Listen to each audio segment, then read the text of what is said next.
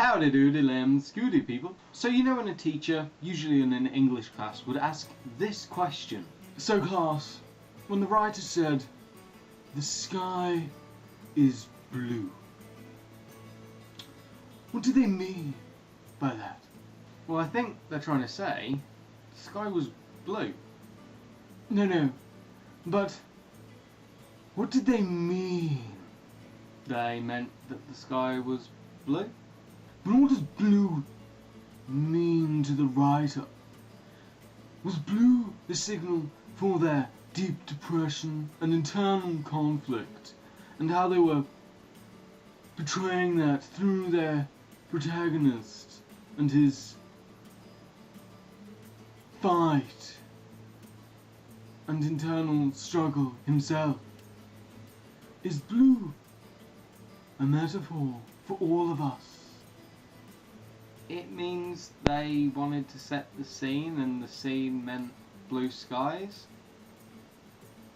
You just don't get literature. Failure. Right. Fortunately, I have the uncanny ability to blag my way out of any situation such as this, and blag my way through any kind of book with a meaning that actually doesn't exist. I will pick a random line from this book and overanalyze it for you. To his intense relief, it began to fade almost at once. See, the writer says intense relief, but what we're meant to analyse from that is there wasn't any relief. When is relief ever intense? It's still a pain. The relief is still pain, but he feels as though it is relief. And it began to fade almost at once. Again, the delusion that this relief existed began to fade almost at once. No, it didn't fade at all. If it was going to fade, it would have faded immediately. So we can see that the internal struggle of the character is still existent on page 158.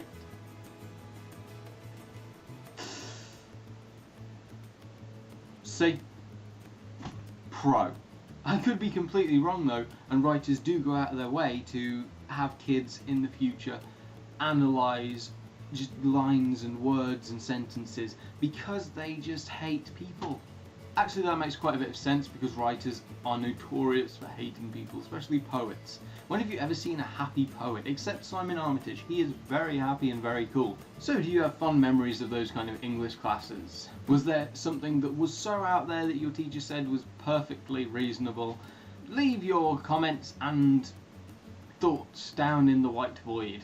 I'm going to call it the white void because if there's ever no comments, I can be like, yes, there is a white void there because no one has commented.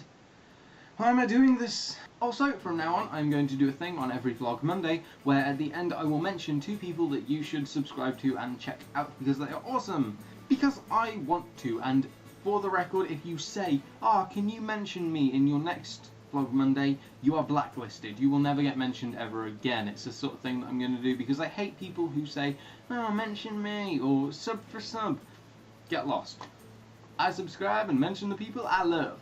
So the people who have the dubious honour of being my first recommendations are Adam at Zagreus101 and Adam Made a Funny. He's got a sketch channel but he's not uploading them, so if you bug him enough he will do that. And Natalie Tran of the community channels, who is just awesome, and she is me but girl and short and Asian and way less awkward. So pretty much nothing like me, but I love her stuff. And yes, I know I will mention people like Nat who have loads of subscribers, but I don't care because this is my channel. How do I freeze frame? I need a, oh, here's one. Freeze frame.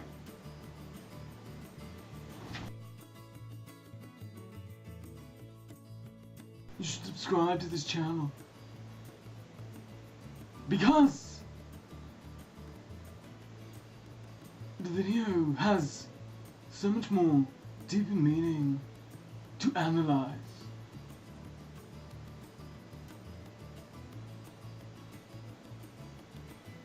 Then what's the maker set out for?